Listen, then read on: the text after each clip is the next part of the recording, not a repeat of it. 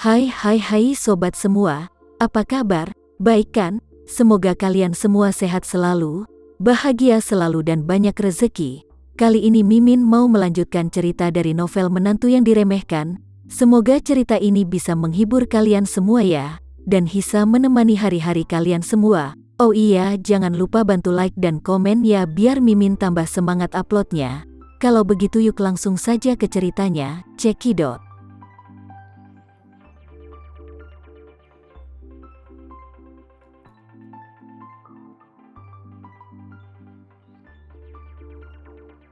Tama mengangguk. Selama seseorang percaya pada hal ini, seseorang pasti bersedia mengeluarkan uang sebanyak-banyaknya.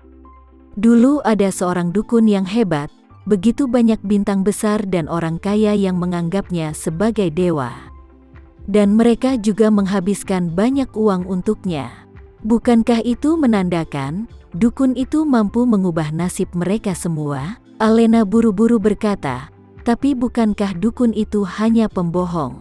Tama tersenyum dan berkata, mungkin dia pembohong, tapi aku bukan. Saat dia berkata lagi, aku membaca Feng Shui untuk orang-orang tadi. Dan mereka telah memanfaatkan apa yang aku katakan tanpa terkecuali. Jadi, menurutmu kenapa mereka percaya padaku? Tentu saja mereka percaya padaku karena mereka telah membuktikan dari apa yang aku berikan. Alena bertanya lagi, lalu kamu berkata kamu ingin mengembalikan hadiah kepada mereka. Apa yang akan kamu berikan? Tama berkata, aku akan mengembalikan kepada mereka masing-masing satu set jimat khusus.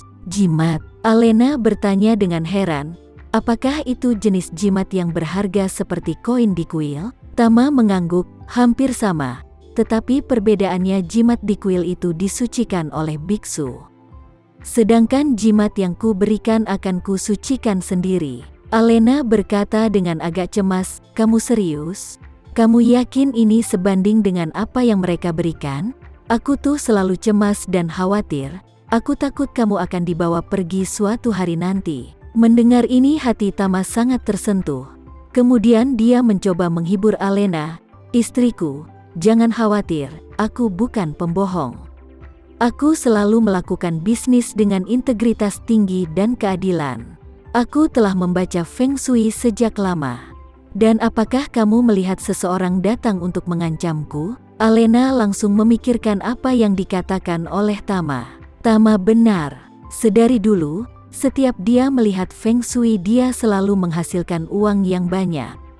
Dan juga, dia berhasil mendapatkan hadiah villa yang ia tempati sekarang. Villa ini diberikan langsung oleh Aldi Aresta, dan Aldi Aresta baru saja memberikan sebuah berlian merah muda yang tak ternilai harganya, yang membuktikan kalau Tama pasti sangat membantunya dan dia akan sangat setia.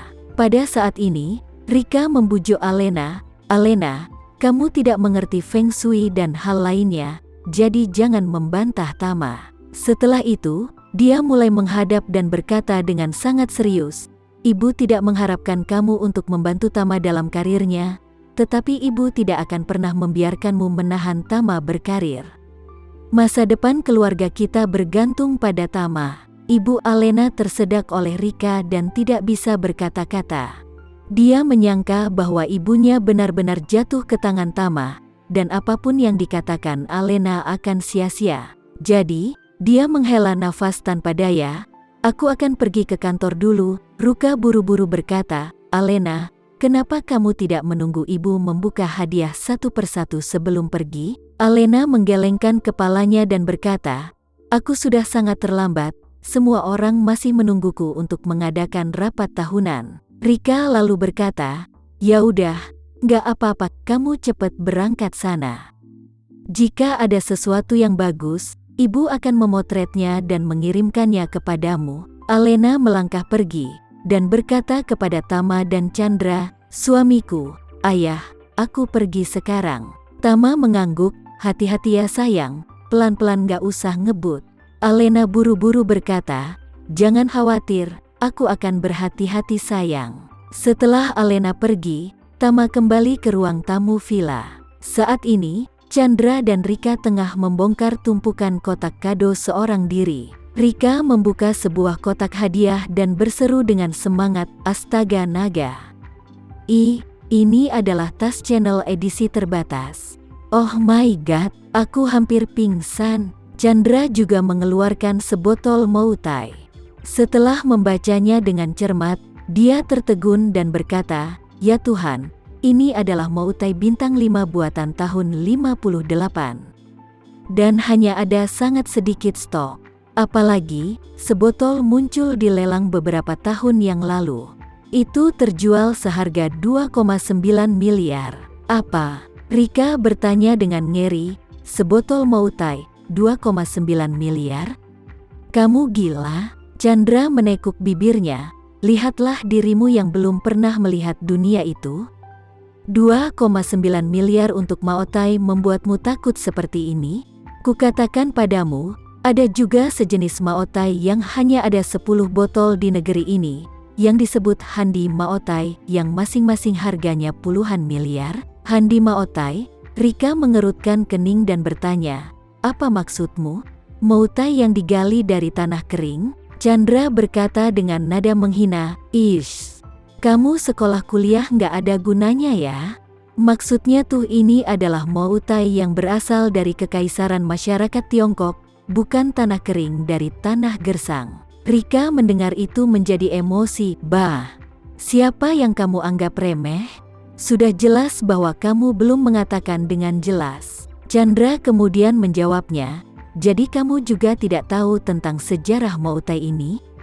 Padahal ini ada di pelajaran sejarah saat kamu kuliah." Rika mendengar itu hanya diam karena benar-benar tidak tahu. Melihat tatapan cemasnya, Chandra mencibir, "Apa? Tidak ingat? Apakah kuliahmu itu sia-sia?" Petik 2. Rika berkata dengan marah, "Kenapa kamu begitu antusias tentang Moutai? Aku beritahu kami ya Chandra, sebotol anggur di tanganmu bernilai 2,9 miliar, dan kamu sama sekali tidak boleh meminumnya. Simpan dan tunggu sampai harganya naik dan kita akan menjualnya." Chandra kesal dan berkata, "Hei, barang ini adalah hadiah yang diberikan untuk Tama. Kenapa kamu lancang sekali melarangku untuk melakukan itu? Jika Tama bilang minum ya harus minum. Kalau dia ngomong jual ya dijual. Dan jika dia memerintahkan untuk menghancurkannya aku juga akan menghancurkannya.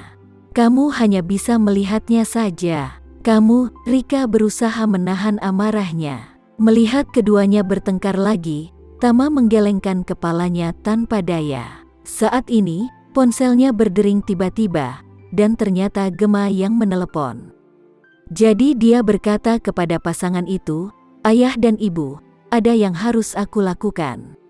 Aku akan kembali ke kamar dulu." Setelah selesai berbicara, dia langsung menuju lift tanpa menunggu jawaban mereka. Tama kembali ke kamarnya dan kemudian terhubung ke video call Gema dan bertanya padanya, "Hei, Gema." "Tama." Dalam video call itu, Gema yang sedang mengenakan baju tidur warna marun di rumah, melambai ke arahnya dengan penuh semangat. Dalam video tersebut, Gema tidak menggunakan riasan sama sekali, dan rambut hitam panjangnya dengan santai menutupi bahunya. Ini tidak terlihat seperti aura bintang top, dia lebih seperti gadis desa yang cantik. Saat ini, dia dengan senang hati bertanya, "Tama, apa yang kamu lakukan?" Tama tersenyum dan berkata, "Aku sedang santai saja. Bukankah sekarang malah tahun baru?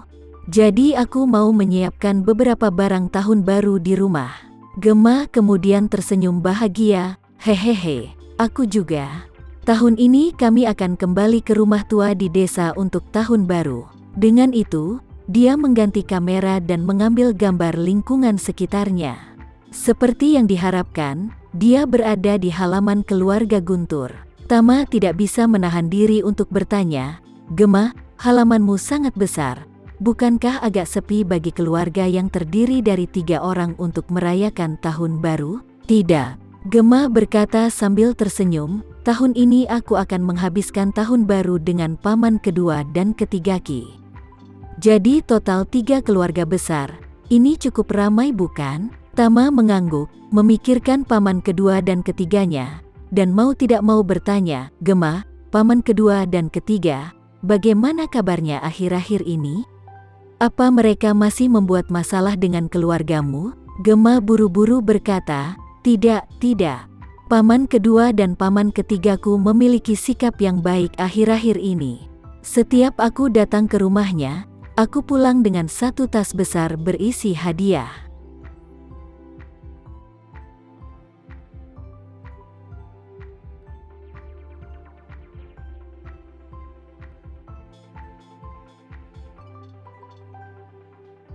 Sekian dulu ya cerita kali ini, kita lanjutkan lagi ceritanya di lain waktu. Oh iya, bagaimana menurut kalian? Semoga bisa sedikit menghibur kalian semua. Jangan lupa like, share dan komen ya. Untuk teman-teman yang baru nonton, jangan lupa subscribe-nya. Hehehe, kalau ada teman-teman yang ingin gabung langganan bisa langsung gabung saja untuk dapat fitur yang menarik dan sedikit membantu Mimin. Terima kasih sudah menonton, sampai jumpa lagi. Bye.